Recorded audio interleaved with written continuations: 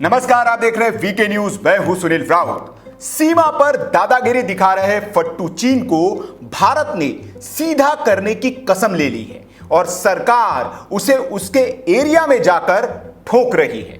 भारत सामरिक मोर्चे पर तो उसकी बैंड बजा ही रहा है, आर्थिक मोर्चे पर भी उसकी वो हालत कर दी है कि उसे हर घंटे कोई न कोई बुरी खबर दुनिया से मिलती जा रही है। चीनी कंपनियां अपना भविष्य और जमा जमाया कारोबार दोनों बर्बाद होते देख जिनपिंग को मन ही मन कोस रही है। चीन की जनता कंपनियों के नुकसान की वजह से बेरोजगारी बढ़ने से परेशान है और वो भी जिद्दी जिनपिंग को ही कोस रही है। जाहिर है, जिनपिंग को इस वक्त जितनी बद्दुआ मिल रही है उतनी उसे शायद पूरी जिंदगी में ना मिली हो। वैसे चीन ने कई मुल्कों पर कब्जा कर उससे पहले ही दुश्मनी मोल रखी है और उन देशों के लोगों की भी बद्दुआएं और आहें चीन के सनकी शासकों के सिर पर है। और अब लगता है कि चीन के पापों का घड़ा भर चुका है और उसके पापों का अंतिम हिसाब होने का वक्त आ गया है। तभी भारत के साथ दुनिया ताल ठोक कर चीन के खिलाफ कार्रवाई कर रही है और भारत का साथ भी दे रही है। और इसी का नतीजा है कि अभी तक लद्दाख में हेकड़ी दिखा रहा चीन 59 ऐप्स पर बैन लगते ही हकलाने लगा है, बिलबिलाने लगा है। लेकिन सरकार इतने पर ही चीन को बख्शने के मूड में नहीं है। इस बार पीएम मोदी ने चीन का पक्का इलाज करने का मन बना लिया है ताकि वो दोबारा इस तरह भारत के साथ हरकत करने की हिमाकत न जुटा पाए। मोदी सरकार ने चीन को घेरने के लिए अब आर्थिक के साथ ही कूटनीतिक मोर्चे पर भी काम शुरू कर दिया है और उसे वहां जाकर कूटना शुरू कर दिया है। चीन की उन दुखती रगों पर हाथ मारना भारत ने शुरू कर दिया है जिससे कि जिनपिंग तिलमिला उठे। दरअसल अभी तक भारत ही ऐसा मुल्क था जो चीन से दोस्ती के नाम पर उसके सारे अत्याचारों पर चुप्पी साधे रहता था और वैश्विक मंच पर उसका साथ देता था। लेकिन अब लद्दाख में उसकी नापाक हरकत के बाद भारत ने उसे सबक सिखाने का मन बना लिया है।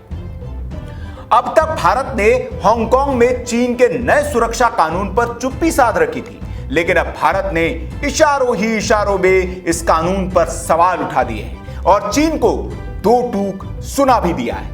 बुधवार को जिनेवा में संयुक्त राष्ट्र मानवाधिकार परिषद में भारत की ओर से बयान दिया गया। उससे चीन के होश उड़े हुए हैं। भारत की ओर से सधा हुआ बयान देते हुए चीन को चेतावनी भरे लहजे में कहा गया कि हांगकांग को स्पेशल एडमिनिस्ट्रेटिव रीजन बनाना चीन का घरेलू मामला है। लेकिन हम हाल की इन घटनाओं पर चिंता जताने वाले कई बयान सुन चुके हैं। हमें उम्मीद है कि संबंधित पक्ष इन बातों का ध्यान रखेंगे और इसका उचित, गंभीर और निष्पक्ष समाधान करेंगे।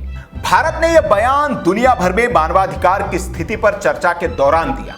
यह पहली बार है जब भारत ने हांगकांग के मुद्दे पर कोई बयान जारी किया है। संयुक्त राष्ट्र सुरक्षा परिषद में कुल 27 देशों ने चीन से हांगकांग में लाए गए सुरक्षा कानून पर दोबारा विचार करने के लिए कहा है।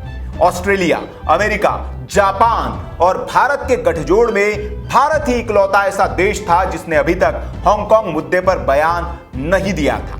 अमेरिका, यूके, कनाडा के साथ ऑस्ट्रेलिया ने भी चीन के नए कानून को लेकर तीखी प्रतिक्रिया दी है। आपको बता दें कि 1997 तक ब्रिटिश उपनिवेश रहा हांगकांग एक देश दो व्यवस्थाएं यानी कि वन नेशन टू सिस्टम के तहत चीन को आज ही के दिन सौंपा गया था।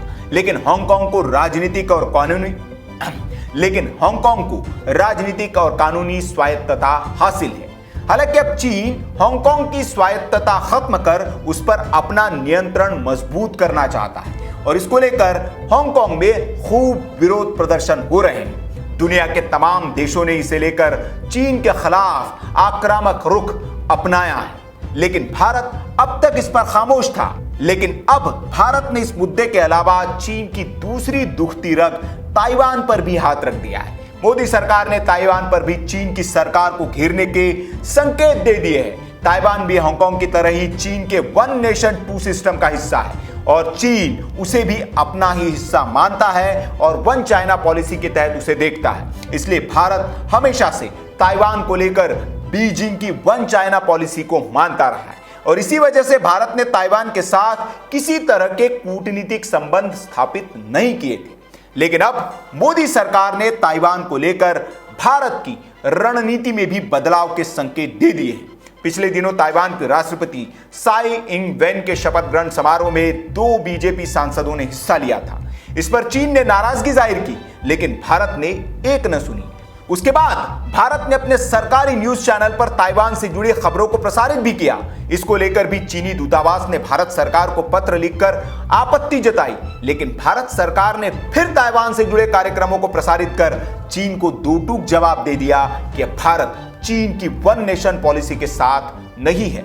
इसके अलावा भारत ने डीडी न्यूज पर तिब्बत से जुड़े कार्यक्रम भी प्रसारित कर चीन को और मिर्ची लगा दी। इसके साथ ही भारत अब चीन में उइगर मुसलमानों पर अत्याचार को लेकर भी टेंशन दे सकता है और इस मुद्दे पर भी चीन को यूएन में घेर सकता है। मतलब भारत चीन की 3 ऐसी बड़ी कमजोर नब्जों पर हाथ रख रहा है जिन्हें अगर भारत ने दबा दिया तो ड्रैगन तिलमिला उठेगा। अभी तो भारत ने संकेत भर दिए हैं जिससे चीन परेशान हो उठा है। सोचिए, जब भारत इस नीति पर आएगा तब क्या होगा।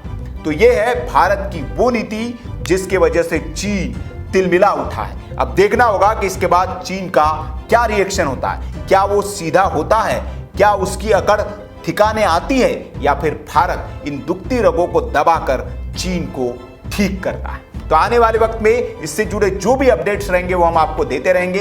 इसके लिए आप हमारे चैनल को सब्सक्राइब कर लीजिए, बेल आइकन दबा दीजिए ताकि वीडियोस के नोटिफिकेशन आपको आपके मोबाइल पर मिलते रहे। वीडियोस अगर हमारे चैनल के आपको पसंद आते हैं तो इसे लाइक जरूर करें और शेयर भी करें ताकि ये ज्यादा से ज्यादा लोगों तक पहुंच सके। और ऐसी खबरों के लिए आप देखते रहिए वीके न्यूज। नमस्कार।